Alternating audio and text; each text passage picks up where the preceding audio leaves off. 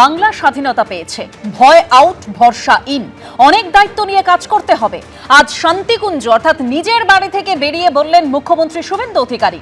কাল থেকেই ময়দানে মুখ্যমন্ত্রী, আগামীকাল নবান্নে জোড়া কর্মসূচি রয়েছে তার আগেই সিন্ডিকেট বন্ধের বার্তা দিয়েছেন মুখ্যমন্ত্রী শুভেন্দু অধিকারী।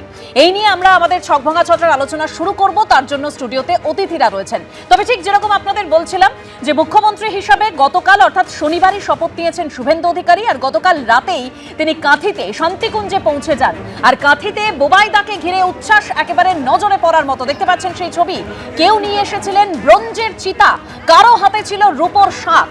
কাল রাতেই কাঁথির শান্তিকুঞ্জের বাড়িতে ফেরেন মুখ্যমন্ত্রী শুভেন্দু অধিকারী, আর আজ বিকেলেই কাঁথির বাড়ি থেকে রওনা দেন তিনি।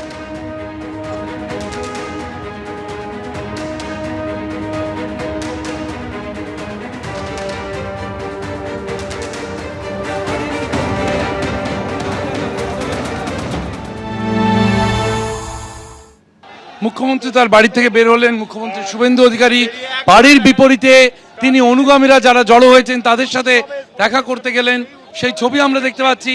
বাড়ি থেকে বের হলেন মুখ্যমন্ত্রী এবং অনুগামীদের সঙ্গে দেখা করতে তিনি গেলেন। একে একে অনুগামীরা এগিয়ে আসছেন।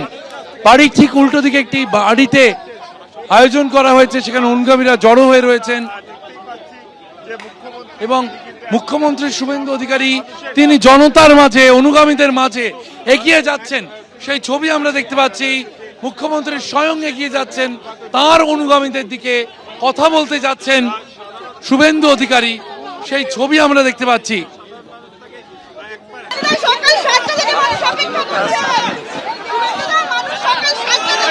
স্বাধীনতা পেয়েছে, ভয়ে আউট, ভরসা ইন। মোদিজি ভরসা দিয়েছে, মানুষ সাহস পেয়েছে, দায়িত্ব অনেক, কাজ করতে হবে।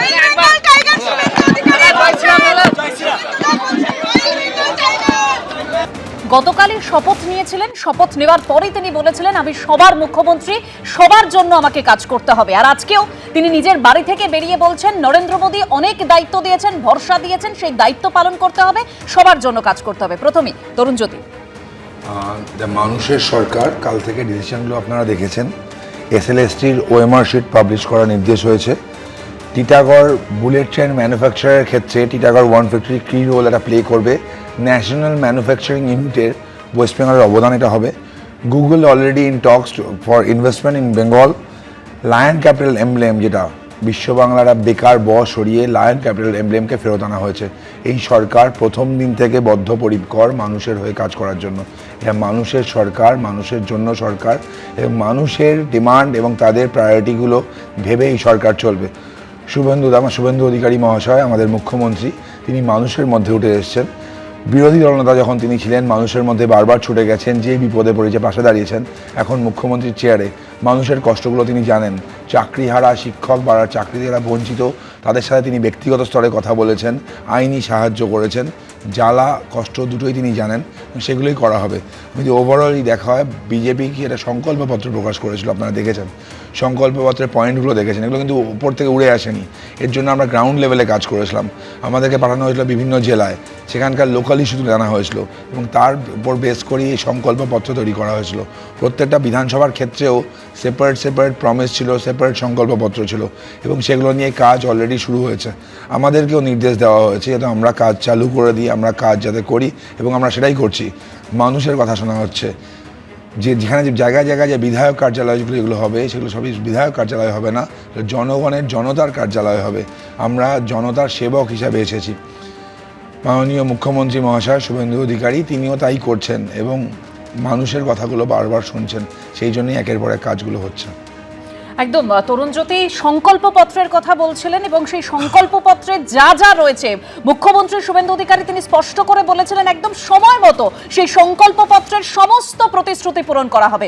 আমি একটু শুভময়দার কাছে যাব। শুভময়দা, এই যে মানুষের বিশ্বাস, মানুষের উচ্ছ্বাস, আজকে এই শান্তিকুঞ্জের সামনে সেই ভরসার জায়গাটা, মানুষ বিশ্বাস করছে যে প্রকৃত অর্থেই পরিবর্তন আনবে এই বিজেপির সরকার। প্রথমেই তরুণ জ্যোতিকে প্রচুর আন্তরিক শুভেচ্ছা, এবং নতুন যে সরকার এলো তাদেরকেও একেবারে আমরা খোলা মনে শুভেচ্ছা জানাচ্ছি।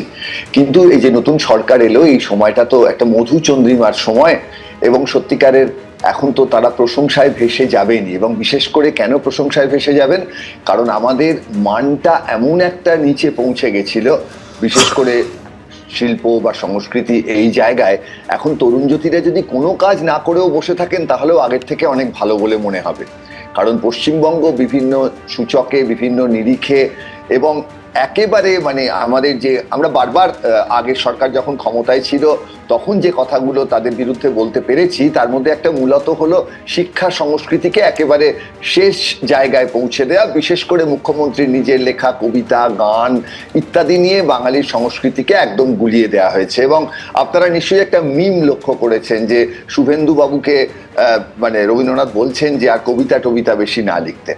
কিন্তু সেই জায়গা থেকে দাঁড়িয়ে আমাদের কিন্তু মূল যে প্রশ্নটা আসছে, যেটা তরুণ জ্যোতি নিশ্চয়ই উত্তর দেবে, আমার ধারণা সে উত্তেজিত হবে না, যে শুভেন্দু অধিকারী তার প্রচারের সময় সংখ্যালঘুদের সম্পর্কে যে মন্তব্যগুলো করেছিলেন, আজকে তিনি সকলের মুখ্যমন্ত্রী, তিনি সিপিএম এর মুখ্যমন্ত্রী, তৃণমূলের মুখ্যমন্ত্রী, কংগ্রেসের মুখ্যমন্ত্রী, অবশ্যই বিজেপির মুখ্যমন্ত্রী। এবার এই জায়গায় সংখ্যালঘু সুরক্ষা আমাদের দেশের যে সাম্প্রতিক পরিস্থিতি, সেই জায়গায় দাঁড়িয়ে এটা একটা কনসার্ন, একটা জায়গা যে এই যে ভয় থেকে ভরসায় উত্তরণের যে জায়গা, তাদেরও ভয় থেকে ভরসায় উত্তরণের প্রশ্নটা বারবার করে সামনে আসছে। মাছ নিয়ে যেমন বিজেপি একেবারে সরাসরি বার্তা সকল মানুষকে দিতে পেরেছেন, আজকেও যে মাছ ভাত খাওয়ার ঘটনাগুলো ঘটেছে। কিন্তু আমাদের যে মূল দায়িত্বটা থাকবে তরুণ জ্যোতিদের সামনে, সেটা হচ্ছে তরুণ জ্যোতিরা আমাদের সমালোচনা কত তাড়াতাড়ি করতে দিচ্ছেন, কতটা স্পেস দিচ্ছেন, অর্থাৎ আমাদের ভয় না পেয়ে একটা রাষ্ট্র ব্যবস্থার বিরুদ্ধে যে বক্তব্যের জায়গা কতটা বলতে দিচ্ছেন। এবং এইখানেই প্রশ্ন আসবে যে সমাজের যারা অসহায় মানুষ, তাদের অনেক মন্ত্রী হয়েছেন একেবারে পিছিয়ে থাকা জায়গা থেকে দাঁড়িয়ে, এবং সেটাই তো আমরা চাই একটা গণতন্ত্রে শুধুমাত্র মুখার্জি, ব্যানার্জি এরাই কেন আমাদের রাজ্য শাসন করবে, যেটা বহু বছর ধরে আমরা দেখে এসেছি উচ্চবর্ণের হিন্দুরা আমাদের রাজ্য শাসন করে এসছে। সেই জায়গায় তো তরুণ জ্যোতিরা সত্যিই বিভিন্ন জায়গা থেকে মানুষকে সামনে আনছেন। এর প্রমাণ সাঁওতালি ভাষায় শপথ গ্রহণ হয়েছে। এই যে কথাগুলো সুমনের গানে যে কথাগুলো ছিল, সেই কথাগুলো তো তৃণমূল রাজত্বে ইমপ্লিমেন্টেড হয়নি। নিম্নবিত্ত মানুষ বিপদে ছিলেন, হ্যাঁ লক্ষ্মীর ভান্ডার ছিল, তাদের কাছে টাকা পৌঁছে গেছিল, কিন্তু সার্বিক উন্নয়নের কথা আসেনি, সার্বিক উন্নয়নের কথা আসেনি আদিবাসীদের। কিন্তু একই সঙ্গে সংখ্যালঘুদের প্রশ্ন নিয়ে কিন্তু আমরা বারবার বিজেপির সামনে যাব। এই মধুচন্দ্রিমার দিনগুলো শেষ হলে আরও হয়তো আমরা জোর গলায় বলার চেষ্টা করব, এবং আমরা অবশ্যই লক্ষ্য রাখবো যে বিজেপি সরকার সমস্ত মানুষকে নিয়ে কিভাবে পশ্চিমবঙ্গকে উন্নয়নের পথে নিয়ে যায়। এবং গুগলের কথা যেটা বিশেষ করে তরুণ জ্যোতি বললেন, এটা সবচেয়ে গুরুত্বপূর্ণ। পশ্চিমবঙ্গে যে প্রচুর সফটওয়্যার ইঞ্জিনিয়ার, আমাদের ভালো ইঞ্জিনিয়াররা তৈরি হচ্ছে, তাদের জন্য যেভাবে সেমিকন্ডাক্টর শিল্প নিয়ে সম্পূর্ণ ভুল তথ্য দেওয়া হয়েছিল আগের রাজ্য সরকারের আমলে, যে আমাদের সল্টলেকে নাকি সেমিকন্ডাক্টরের ফ্যাব্রিকেশন ল্যাব হবে, এবং বছরের পর বছর যে শিল্প পরিস্থিতি নিয়ে আলোচনা হয়েছে, কোটি কোটি কোটি কোটি টাকার বিনিয়োগ, যার কিচ্ছু ছিল না। আজকে এই জায়গায় আমার ধারণা বিজেপি যদি একটা সঠিক দিশা দেখাতে পারে, অ্যাডভাইজার হয়েছেন সুব্রত গুপ্ত মহাশয়, তিনিও আইআইটির ইঞ্জিনিয়ার, ফলে একটা নতুন দিনের স্বপ্ন আমরা দেখছি। কিন্তু নতুন দিনের স্বপ্ন দেখা মানে এই নয় যে সমালোচনা না করা। আমরা আশা করি তরুণ জ্যোতিরা আমাদের কথা বলার সুযোগ দেবে আগামী। একদম, আমি অবশ্যই তরুণ জ্যোতির কাছ থেকে উত্তর নেব, কিন্তু দেখুন মুখ্যমন্ত্রী শুভেন্দু অধিকারী তিনি গতকাল শপথ নিয়েছেন, আর তারপর থেকেই ময়দানে নেমে পড়েছেন তিনি। আগামীকাল নবান্ন সভাঘরে মুখ্যমন্ত্রীর প্রশাসনিক বৈঠক রয়েছে। তার আগে নবান্ন সভাঘরের নিরাপত্তা খতিয়ে দেখলেন পুলিশ কমিশনার অজয় নন্দা। এটা নবান্ন সিকিউরিটি রিভিউ করলাম আমরা। কালকে মিটিং ব্যাপারে আমার কাছে কোনো মানে কি হবে না হবে আমরা জানি না, কিন্তু মিটিং হবে এটা জানি। সিকিউরিটি রিভিউ যেটা আগে থেকে সিকিউরিটি হচ্ছিল, ওই কি ব্যবস্থা ছিল, আরও যদি কিছু পরিবর্তন করতে হয় কি করতে হবে, এইসব নিয়ে আলোচনা হলো। কালকে বৈঠক ব্যাপারে আমাদের যে বৈঠক আছে পুলিশকে নিয়ে, ওটা 5টার সময় আছে। আমরা হ্যাঁ ওইখানেই হবে, ওইখানেই। এই ব্যাপারে এখন আমরা কিছু বলছি না, মুখ্যমন্ত্রী বৈঠক হবে আগামীকাল 5টার সময়, ওইখানে দিশা নির্দেশ দেওয়া হবে, তারপরে আমরা বলব।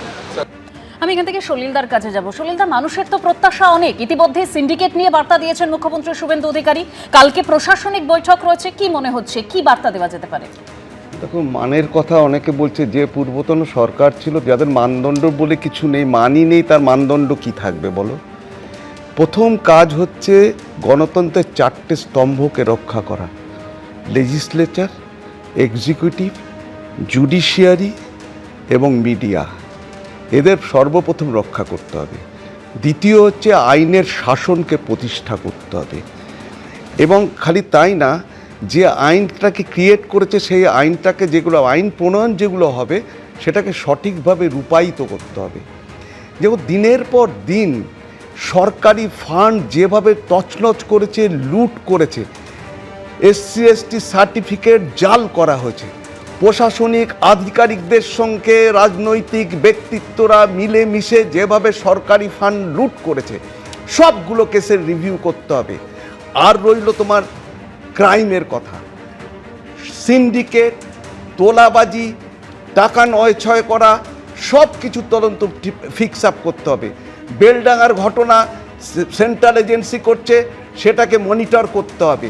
চাকুলিয়াতে পুলিশ অফিসারের উপর আক্রমণ থেকে শুরু করে, ফারাক্কা থেকে শুরু করে, across the country, across the state যা অন্যায় হয়েছে, অপরাধ হয়েছে, সবগুলোর এক এক করে বার করতে হবে। আইনের শাসনকে প্রথমে প্রতিষ্ঠা করতে হবে। ঘাটাল মাস্টার প্ল্যানের নাম করে কোটি কোটি টাকা লুট করা হয়েছে, সেইটাকে রূপায়িত করতে হবে। দেখো, উন্নয়ন বলো, শিল্প বলে, এতে সময় লাগবে, টাইম লাগবে, কিন্তু আইনের শাসনটাকে কিন্তু তোমার বাস্তবায়িত করতে হবে। রুল অফ ল হচ্ছে প্রায়োরিটি নাম্বার 1। প্রায়োরিটি নাম্বার 2 হচ্ছে যে সমস্ত কেসগুলো যেগুলো হয়েছে, যে অপরাধগুলো সংগঠিতভাবে হয়েছে, সেই অপরাধগুলো কিন্তু যেগুলো যার মধ্যে জল মেশানো আছে, ভেজাল মেশানো আছে, সেই সব কেসগুলো রিওপেন করতে হবে, 1 নম্বর। 2 নম্বর হচ্ছে অভয়ার মৃত্যুর কমিশন তৈরি করতে হবে। যারা যারা এই সমস্ত ট্যাম্পার করেছে, এভিডেন্সেস ট্যাম্পার করেছে, যারা যারা যে সমস্ত আসল অপরাধীদের লুকিয়ে রেখেছে, তাদের রেসপন্সিবিলিটি ফিক্স আপ করে আইনের সামনে নিয়ে আসতে হবে। একদম শুভেন্দু অধিকারী মুখ্যমন্ত্রী তিনি বলেইছেন যে আরজিকর কমিশন হবে, সন্দেশখালী কমিশন হবে। রুল অফ ল এর কথা বলছিলেন সলিল দা। আমি একটু দেবনারায়ণদার কাছে যাবো। দেবনারায়ণদা, এতদিন ধরে একাধিক অভিযোগ আমরা পেয়েছি যে পুলিশ ঠিকমতো কাজ করতে পারেনি, দুষ্কৃতীদের মুক্তাঞ্চলে পরিণত হয়ে উঠেছে রাজ্য। সেখান থেকে তো আমরা এটাই চাই যে আইনের শাসন প্রতিষ্ঠা হোক, এটাই সর্বাধিকার হোক। পিবি শেলির একটা বিখ্যাত কবিতা ছিল মিউটেবিলিটি, অর্থাৎ পরিবর্তনশীলতা।